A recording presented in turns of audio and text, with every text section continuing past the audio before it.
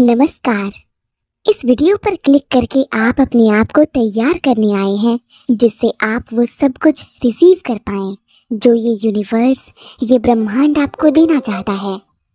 हिमालय की विपरीत परिस्थितियों में रहने वाले योगी इस रहस्य को जानते हैं, लेकिन क्योंकि वो मोह माया के इस बंधन से अपने आप को अलग कर चुके हैं, इसीलिए वो इस रहस्यमयी शक्ति का इस्तेमाल किसी भी भौतिक चीज को पाने के लिए नहीं करते। आज हम आपको बताने जा रहे हैं कि कैसे ये ब्रह्मांड काम करता है, कैसे डिवाइन शक्ति काम करती है, कैसे यूनिवर्स की एनर्जी काम करती है, जिससे बहुत से लोग अनजान हैं। लॉ ऑफ अट्रैक्शन कैसे इन सब से जुड़कर काम करता है, ये आज हम गहराई से जानेंगे। लॉ ऑफ अट्रैक्शन या आकर्षण के नियम को लोग जैसा समझते हैं, जैसा मानते हैं, ये उससे भी बहुत आगे है। इसे आसानी से समझाने के लिए इस दुनिया में बहुत सारे तरीके समझाए गए हैं, क्योंकि जब कोई शक्ति बहुत रहस्यमयी होती है, बहुत जादुई सी लगती है, तो लोगों को उस पर विश्वास करना मुश्किल लगता है।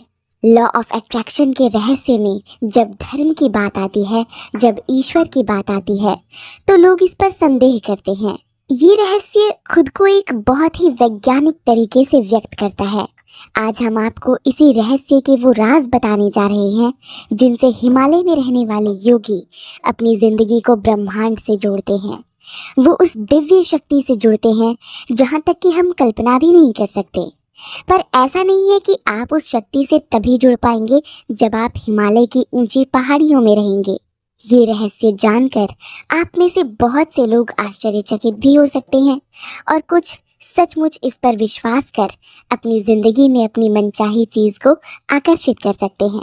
इस बारे में बहुत से लोगों का ये सवाल होता है कि हम उस डिवाइन पावर से, उस दिव्य शक्ति से कैसे कनेक्ट कर सकते हैं, ब्रह्मांड से कैसे बात कर सकते हैं, या भगवान से कैसे बात कर सकते हैं। मैं जो चाहता हूँ उसे मैं कैसे हासिल कर सकता हूँ। लेकिन जब आप इन सब के बीच एक संबंध ढूंढते हैं, एक रिलेशन ढूंढते हैं, तो आप पाते हैं कि आपके और ब्रह्मांड के बीच, या आपके और ईश्वर के बीच, या उस शक्ति के बीच जिसने इस पूरी दुनिया को बनाया है, आप इस शक्ति को जो कहना चाहें, इस सृष्टि को बनाने वाले निर्माता के बीच, बेशक आप लॉजिकल या नॉन लॉजिकल किसी भी बैकग्राउंड से आते हैं, या आप आस्तिक हों या नास्तिक हों, आप इस बात से इनकार नहीं कर सकते कि हम सबको एक शक्ति ने बनाया है। कोई तो है जो हम सबका क्रिएटर है। इसी शक्ति ने सब कुछ बनाया है। आपको, हमें, हम सबको, हमारे आसपास की हर चीज को बनाया है। और अगर वो चीज मौजूद है जिसे हम चाहें अपना परमपिता परमेश्वर कहें, ईश्वर कहें, माँ कहें, आप इस शक्ति को जो चाहे पुकारें, लेकिन ये शक्ति इतनी शक्तिशाली है, इतनी पावरफुल है कि ये हमेशा हमारे आसपास मौजूद है। ये हमारे हर काम, हर मूवमेंट को मॉनिटर कर रही है। ये हमेशा हमें देख रही है। अब इसका क्या मतलब है? इसका ये मतलब है कि जब आप प्रार्थना करते हैं, जब आप किसी चीज़ के लिए अपनी इंटेंशन सेट करते हैं, अपने इरादे मजबूत करते हैं, तब आप अपनी ज़िंदगी में मनचाही चीज़ को विजुअलाइज करते हैं ताकि वो आपकी ज़िंदगी में साकार हो। फिर चाहे वो विजुअलाइजेशन आकर्षण के नियम का इस्तेमाल करके पैसों को मैनिफेस्ट करना हो, प्यार को मैनिफेस्ट करना हो, जो भी आप अपनी लाइफ में चाहते हैं, आप उसे विजुअलाइज करते हैं। ये समझना बहुत ज़रूरी है कि ये पूरा सिस्टम कैसे काम करता है, हमारा ब्रह्मांड कैसे काम करता है, कैसे वो हमारी बात सुनता है। बहुत कम समय में बहुत से लोगों ने इस शक्ति को समझकर अपनी मनचाही ज़िंदगी को जिया है। वो सब कुछ पाया है जो भी वो अपनी ज़िंदगी में चाहते थे, अपने सपनों को पूरा किया है, अपने एम को हासिल किया है, अपने बिजनेस को ऊंचाइयों पर पाया है, अपने जीवन में अध्यात्म या स्पिरिचुअलिटी से चमत्कार होते देखे हैं। सभी अलग अलग चीज़ों को पाने में वो लोग सफल हुए हैं, लेकिन ये केवल उनके बारे में नहीं है, क्योंकि कोई भी इंसान व्यक्तिगत रूप से इस शक्ति का इस्तेमाल कर सकता है। लेकिन जब ये व्यक्तिगत शक्ति एक सामूहिक कोशिश में बदलती है, यानी जब एक इंसान से शुरू हुई इस शक्ति का इस्तेमाल एक धरातल पर अलग अलग लोगों द्वारा किए गए प्रयासों से जुड़ता है, तो आप समझ जाते हैं कि आखिर ये शक्ति उस परम पिता परमेश्वर की शक्ति से कैसे जुड़कर काम करती है। यहीं से हमारा कॉन्सेप्ट शुरू होता है। जानती हूँ बिना एग्जाम्पल के इसे समझना मुश्किल है, इसीलिए चलिए एक एग्जाम्पल से इस पूरे कॉन्सेप्ट को समझते हैं। देखिए, सिंगर बनने का सपना देखने वाला हर गायक गाना गाने जाता है, लेकिन ये बात आप भी अच्छी तरह जानते हैं कि उनमें से विनर बस एक ही होता है। तो जो विनर यानी विजेता होता है, क्या बस उसी की आवाज़ सबसे अच्छी होती है? क्या बस उसी की कोशिश सबसे अच्छी होती है? क्या YouTube पर दिखाए जाने वाले लोग जो फेमस हैं, जिन्हें करोड़ों लोग फॉलो करते हैं, क्या वो सबसे बेस्ट हैं? क्या वो दुनिया के बेस्ट डांसर्स हैं, या क्या वो दुनिया के बेस्ट सिंगर्स हैं?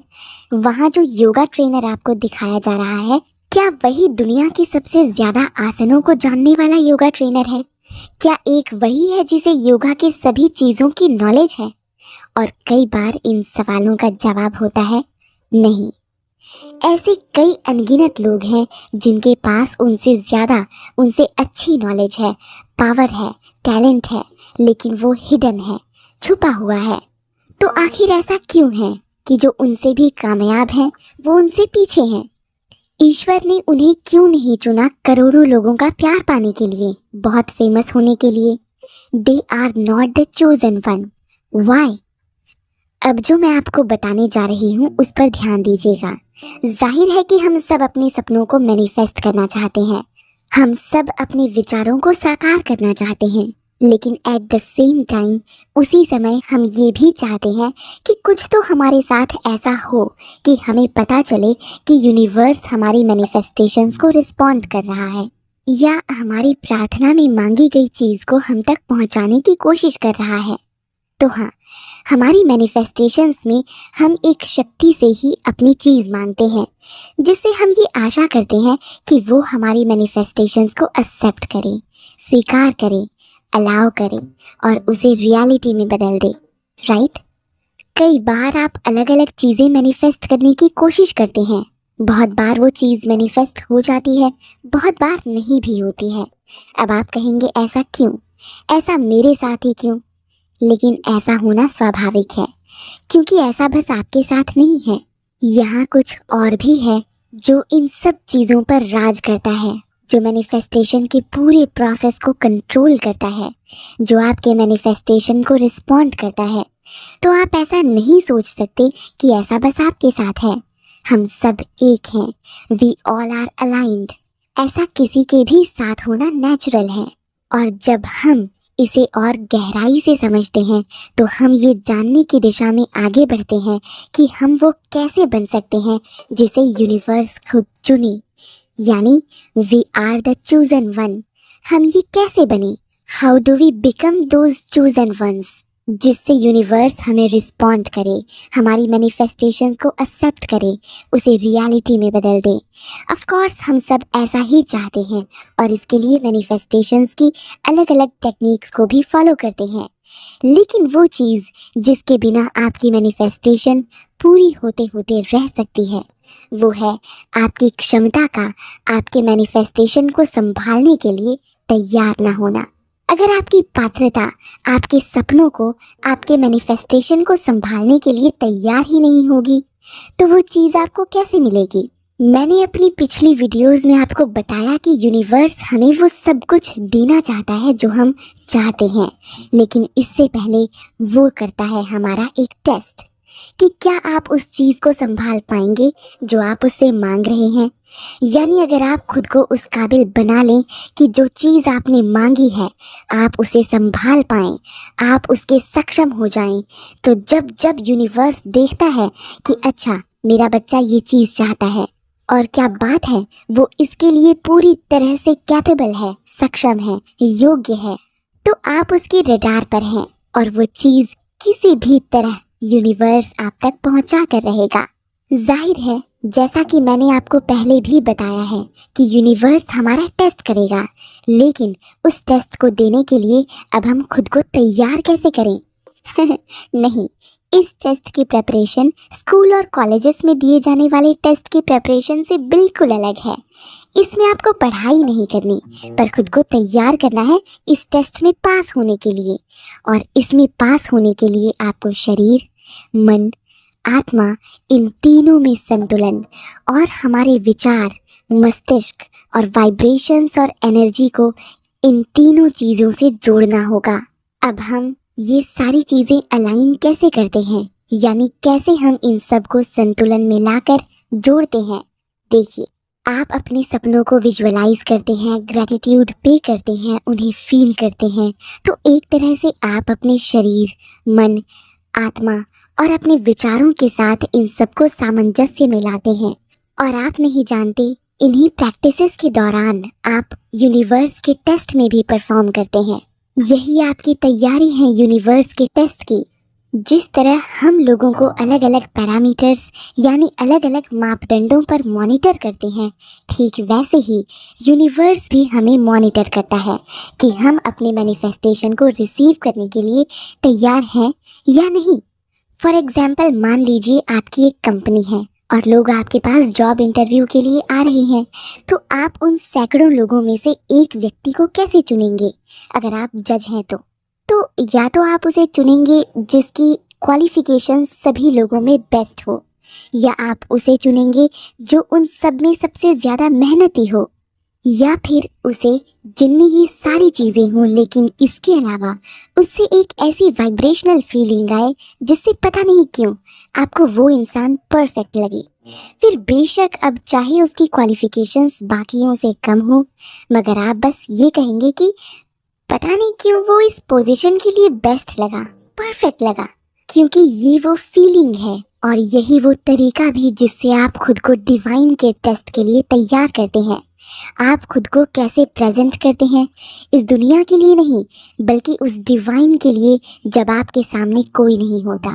ठीक वैसे ही जैसे इंटरव्यू में उस व्यक्ति ने अपने आप को सबसे बेस्ट शो किया, हम खुद को यूनिवर्स के सामने बेस्ट दिखाते हैं। और आप खुद को बेस्ट कैसे शो करेंगे? यूनिवर्स आपसे आशा करता है कि आप हमेशा रियल रहें, आप में वो क्वालिटीज़ हो जिससे आप एक अच्छे इंसान लगें। इसके अलावा कुछ चीज़ें जो आपके मैनिफेस्टेशन के लिए आपको क्वालिफाइड बनाती हैं, उनमें आपका परसिस्टेंस लेवल, यानी आप कितनी ज़िद्दी हैं अपनी चीज़ को पाने के लिए। क्या आप पूरी तरह से समर्पित हैं? क्या आप में सचमुच वो इच्छा शक्ति है कि आप किस हद तक उसे पाना चाहते हैं? पहली चीज़ तो ये। दूसरी चीज़ कि आप कितने कंसिस्टेंस हैं अपनी अप्रोच के प्रति, यानी कितनी शिद्दत से आप अपने मैनिफेस्टेशन को पाने के लिए वो चीज़ें कर रहे हैं। तीसरी चीज़ है रिस्पेक्ट, यानी सम्मान। क्या आप खुद के लिए, जिनके आसपास आप हैं, जिनके साथ आप काम करते हैं, जिनके साथ आप अपना जीवन बिताते हैं, जिन्हें आप रास्तों में मिलते हैं, क्या उन सब लोगों के प्रति आप रिस्पेक्टफुल हैं? क्या आप पूरे दिल से उनका सम्मान करते हैं? और इसके अलावा क्या आप उन सब के प्रति विनम्र हैं? क्योंकि यूनिवर्सल पावर्स हमेशा आपके काइंडनेस और आपकी अच्छाई को प्रेज करती हैं। आपका गुस्से में चिल्लाना, लोगों को गलत बोलना, अपशब्दों का इस्तेमाल करना और यूनिवर्स को भी गुस्से में रिस्पॉन्ड करना कि मुझे मेरी चीज़ क्यों नहीं दे रहे हो, ये सब गलत है। झुकिए, क्योंकि खुद प्रकृति भी हमें यही सिखाती है। फलों से लदे वृक्ष तनकर खड़े होने की बजाय झुककर सबको मीठे फलों का आनंद लेने को प्रेरित करते हैं। वो हमें झुकना सिखाते हैं, क्योंकि हमारा कठोर और रूखा बर्ताव हमें महान नहीं, छोटा बनाता है। एक आखिरी चीज़ के साथ इस वीडियो को ख़त्म करूँगी कि हमेशा अपने दिल में सेवा की भावना जगाए रखें। इस आशा से नहीं कि एक दिन आपको उस सेवा का फल वापस मिलेगा। किसी को कुछ भी दीजिए, किसी से कोई भी आशा मत रखिए। ये सोचकर भी नहीं कि इसके बदले में यूनिवर्स आपके साथ अच्छा करेगा।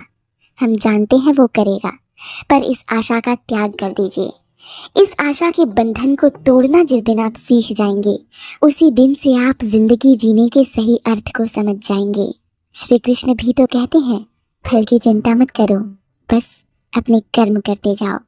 और यकीनन जब हमारे काम अच्छे होंगे तो सभी अच्छाइयों का फल भी अपने आप मिल जाएगा। लेकिन इस फल का इंतज़ार मत कीजिए, बस सेवा की भावना का सच्चा अर्थ खुद से साकार करिए। इस दुनिया तक अपनी सेवा पहुंचाइए। आपकी अच्छाई किसी न किसी रूप में आप तक ज़रूर लौटेगी, वादा है। चैनल पर नए हैं तो सब्सक्राइब ज़रूर कीजिएगा और लाइक का बटन दबाकर अपनी सराहना हम तक भी पहुंचाइएगा। नमस्कार, धन्यवाद।